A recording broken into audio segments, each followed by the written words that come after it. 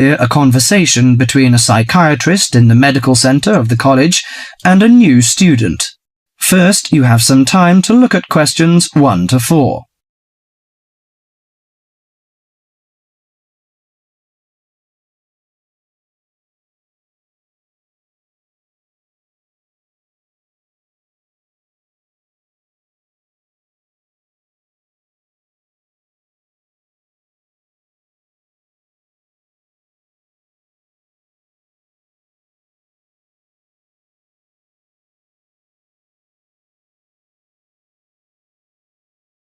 Now listen carefully to the conversation and answer questions 1 to 4.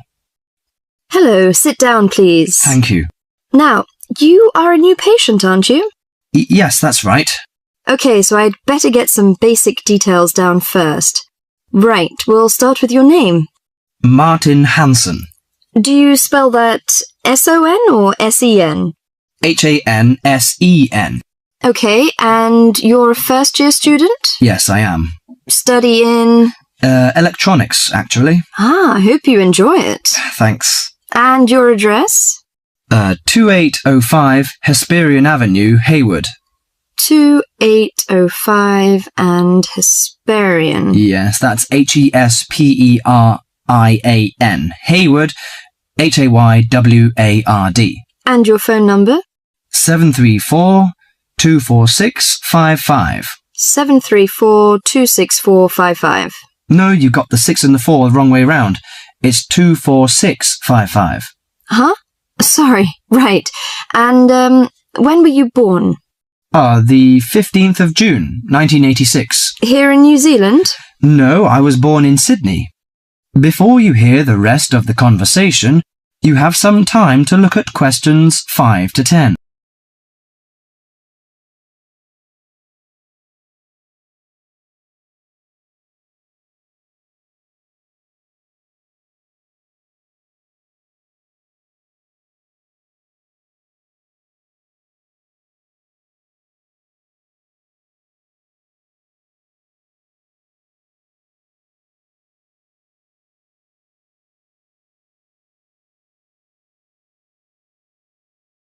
Now listen to the conversation and answer questions 5 to 10.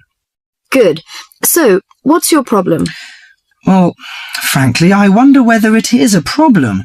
I get the blues, and it lasts for quite a while. I don't know how to... Yes, we all feel sad or get the blues now and again. Generally, our sadness lessens in time, and with the support of friends. However, if the depression leads to difficulty in thinking and greatly disrupts your daily routine, it can be evidence of a psychiatric problem. What do you feel exactly? I always feel sad and worthless. I find it hard to fall asleep and wake up early in the morning. How long has it lasted? Nearly half a month. Do you feel fatigue or loss of energy? Or you may have lost interest or pleasure in usual activities? Yes, sometimes. At first I thought I could overcome it by myself, but I failed, and I'm so glad that you came here. It seems that you are suffering mild depression from your symptoms. Depression? Yes, I feel depressed sometimes. But why would I... Depression may occur as a result of biochemical changes in the body. Alcohol, amphetamines, cocaine, and LSD can bring on depression. Those who have a family history of depression usually have a greater risk of depression. Sometimes the worrying changes in life can lead to depression. I see. I had a really bad breakup of a love relationship. It makes me feel hopeless. Do you think I need some treatment? Yes. Antidepressant medications are often used to treat depression, if it is serious. But I don't suggest them at first because of the side effects. I suggest psychotherapy, which can give you support and help you regain control. So do I need to come here every day? No, I will arrange counselling sessions for you, which will last 12 to 20 weeks. You come here once or twice each week. The psychotherapy is directed at helping you gain insight and understanding about events in your life, which may have contributed to your depression. With growing insight, you can often learn more effective ways of coping with your feelings and changing your behavior. What can I do to take care of myself? Well, at first you should do some physical exercises on a regular basis, at least 3 times a week. How is your food? Do you eat well? Yes, I think so. I eat at my homestay family. Good. Find a hobby or a positive recreational activity to participate in once or twice a week. I know it's difficult for you, though. When you feel it's hard to overcome the depression, come to the counseling session. Remember, ask for help if the load is too heavy to handle. Yes, I'll try. So, when will my counseling session begin? I'm going to arrange that for you. That is the end of part 1. You now have half a minute to check your answers.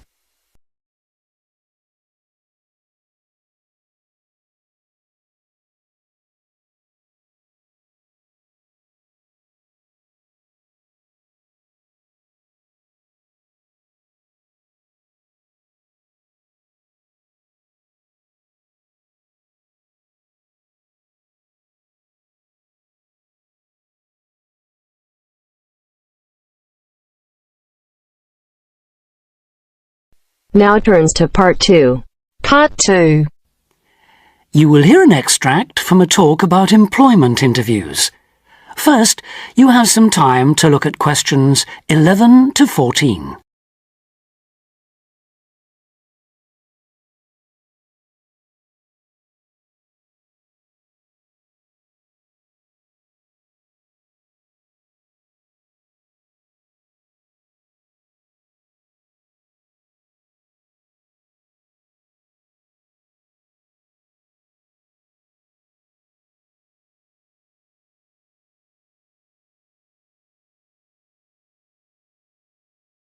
Now listen carefully and answer questions 11 to 14.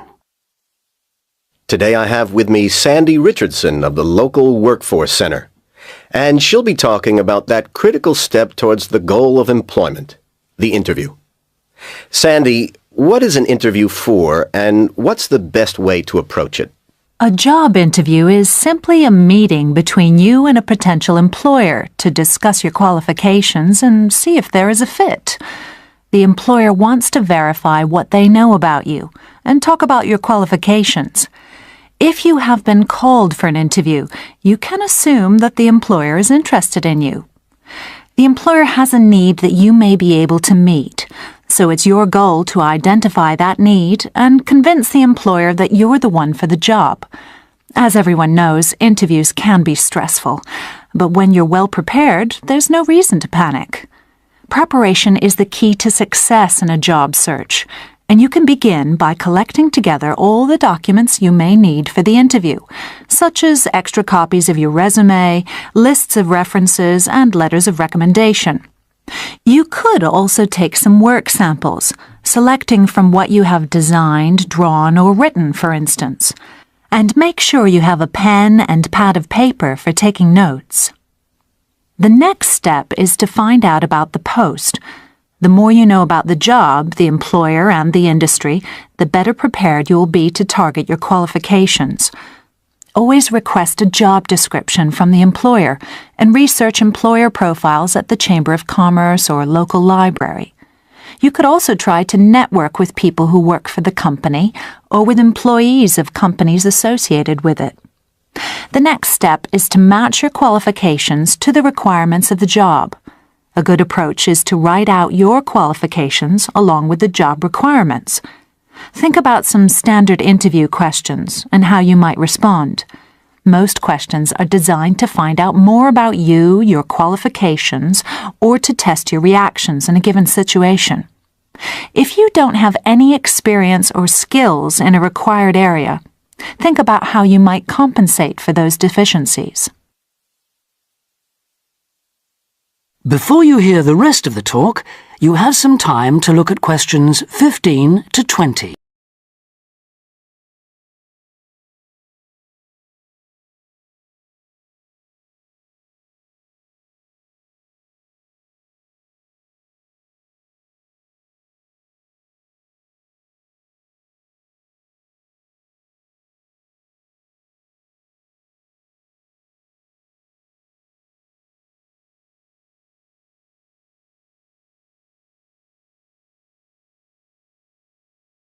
Now listen and answer questions 15 to 20.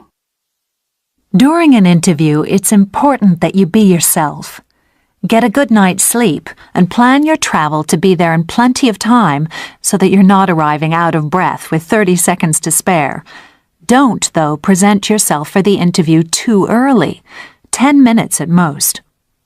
In the interview, listen carefully to each question asked. Take your time in responding and make sure your answers are positive. It's important to express a good attitude and show that you're willing to work, eager to learn, and are flexible. If you are unsure of a question, don't be afraid to ask for clarification. In fact, it's sometimes a good strategy to close a response with a question for the interviewer.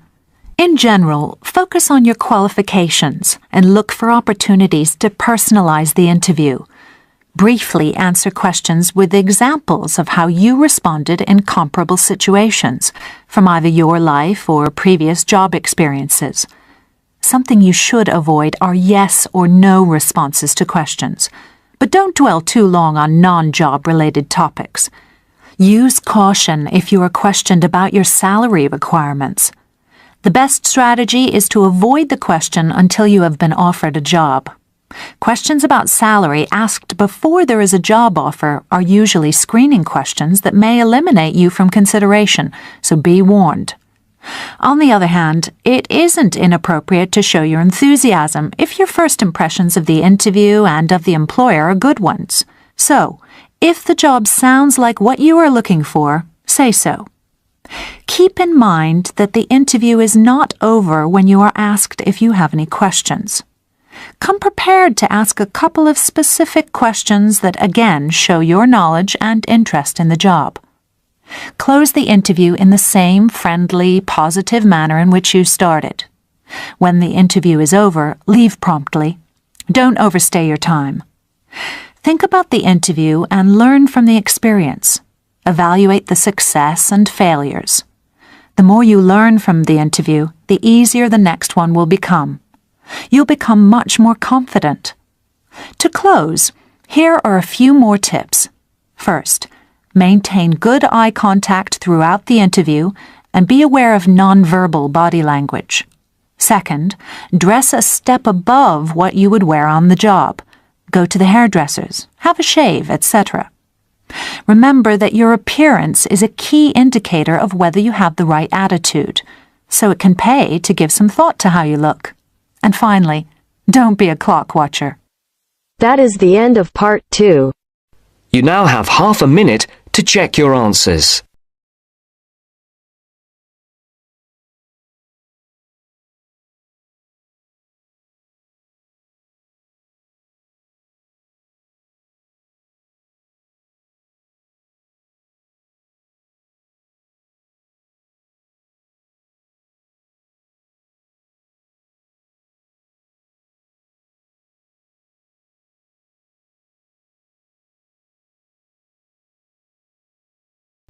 Now turns to part 3. Part 3. You will now hear a radio talk on agricultural regulations. First, you have some time to look at questions 21 to 25.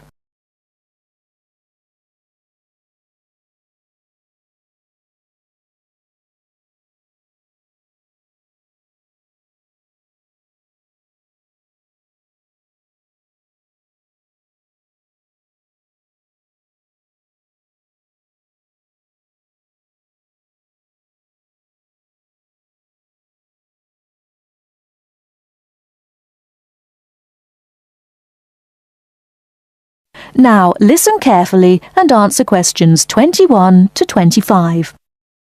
Could there be clearer proof of the arrogance and indifference of those who are supposed to keep our food safe than the muzzling of John Verrill? Agriculture is a business, true, and businesses have to make money. But this shows how ministers and officials put the profits of the agriculture business before the well-being of the British people. Mr. Verrill, a pharmaceutical chemist, was appointed to represent consumers on one of the many committees that advise the government on food safety. When he tried to do his job, though, and wanted to warn ministers of a danger to children's health, he was refused permission to do so. The danger comes from hormones given to cattle in the USA and some other countries to make them grow faster. They speed up the animal's development to maturity, thus making meat production more profitable. There have, however, long been fears that the hormones have horrendous effects on the people who eat them, causing diseases as serious as cancer. Once these hormones were used on British cattle too, but over 20 years ago they were banned in Europe for being too dangerous. Indeed, so concerned is the European Union that it banned imports of hormone-fed beef years ago, much to the fury of the US government, which wants to sell it all over the world. Several years ago, the USA and Canada asked the World Trade Organization to declare the ban illegal and to punish Europe for failing to lift it. The WTO, with its long record of refusing to let environmental or safety concerns interfere with trade, agreed, imposing fines of more than $120 million a year on the EU for its refusal to back down. The British government now backs the Americans, claiming that there is no proof that hormone-fed beef does any harm. This is where Mr. Verrill comes in. He is very angry with the government, especially as their claim comes out just after a Danish study shows that growth hormones are 200 times more dangerous than was previously thought. Worried by these findings, Mr. Verrill spoke to government representatives, who did nothing. Before you hear the rest of the talk, you have some time to look at questions 26 to 30.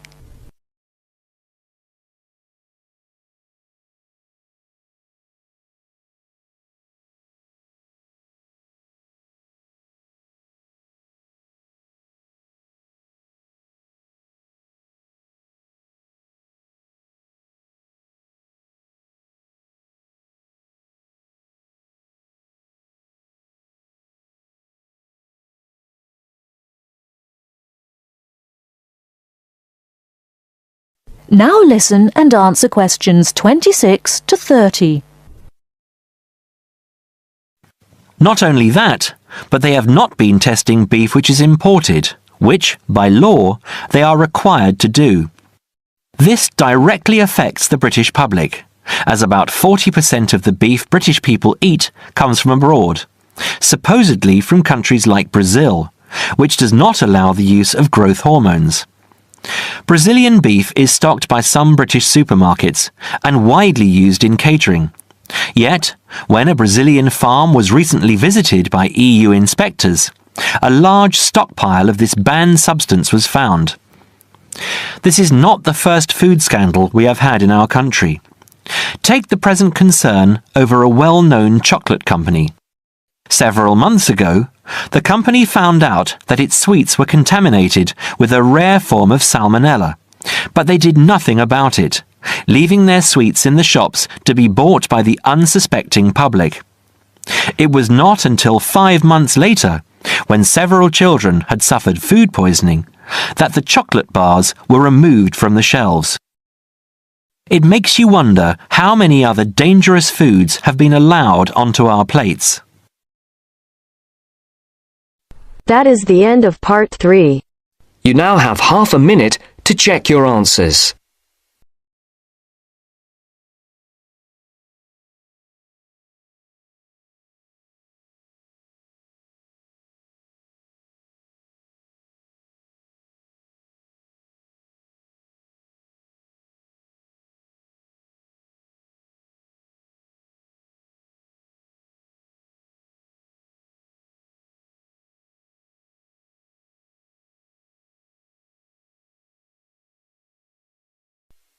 Now turns to part 4. Part 4. Now listen to the second part of the lecture. First, you have some time to look at questions 31 to 40.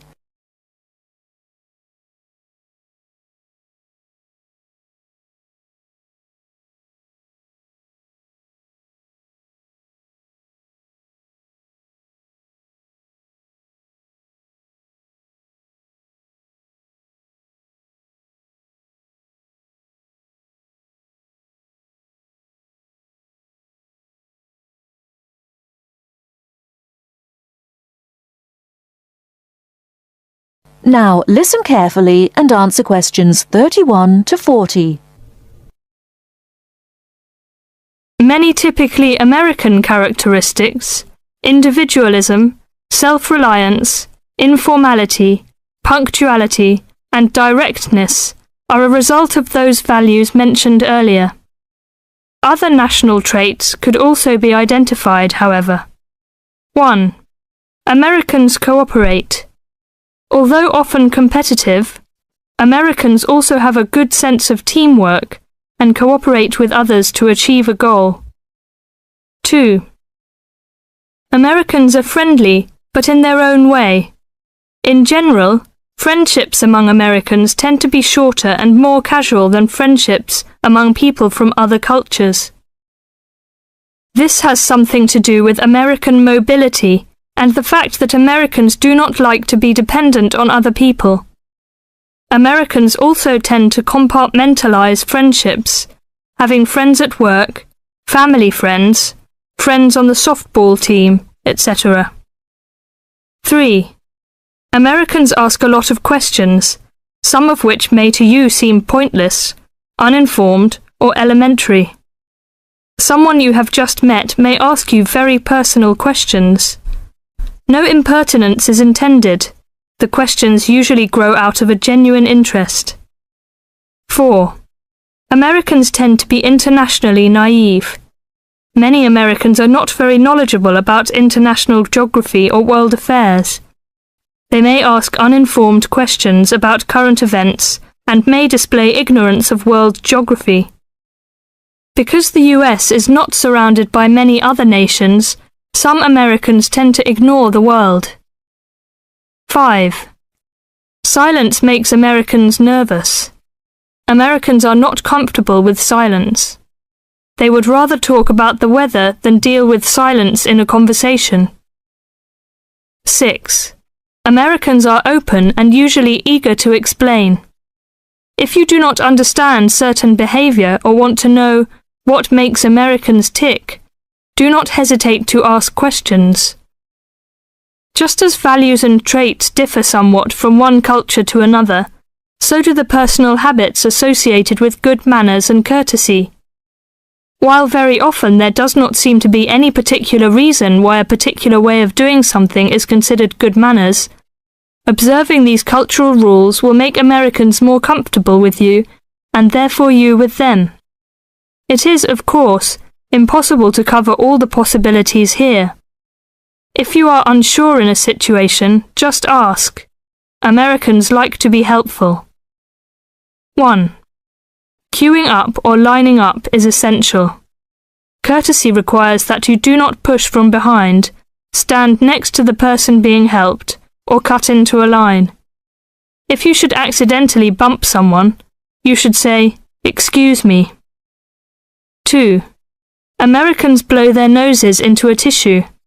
Spitting, clearing phlegm, or sniffing as from a cold are considered rude. 3. It is considered poor manners to slurp, chew noisily, or open your mouth while chewing. 4. Questions are seen as a good way of getting acquainted, but questions about a person's age, financial affairs, cost of clothing or personal belongings, religious affiliations and sex life are considered too personal for questioning, except between very close friends. 5. Men generally do not hold hands or link arms in public with other men. This is somewhat more acceptable between women and quite common between men and women. Now, a few words about personal safety. Unfortunately, in the US, one must be aware of crimes. It is wise to be especially careful until you are familiar with the community in which you live. Remember that good judgment and common sense can significantly reduce chances of having an unpleasant and perhaps harmful experience. Basic safety rules include the following. 1. Do not walk alone at night. 2. When you leave your room, apartment, or automobile, make sure that all doors are locked and all windows are secured. 3. Do not carry too much cash or wear jewelry of great value. 4. Never accept a ride from a stranger. Do not hitchhike and do not pick up hitchhikers. 5. Be careful of purses and wallets, especially in crowded metropolitan areas, where there may be purse snatchers and pickpockets. 6. If a robber threatens you, at home or on the street, try not to resist unless you feel that your life is in danger and you must fight or run away. Give up your valuables as calmly as you can, and observe as much as possible about the robber to tell the police when you report the crime. A final note. Keep an open mind. Don't judge what you see as right or wrong, but make it a challenge to try to understand the variety of American behaviors which you may observe. You certainly do not have to participate in something you disagree with, but you can try to understand it. This will help you build an attitude of intelligent and liberated respect for cultures, both your own and others. That is the end of part 4. You now have half a minute to check your answers.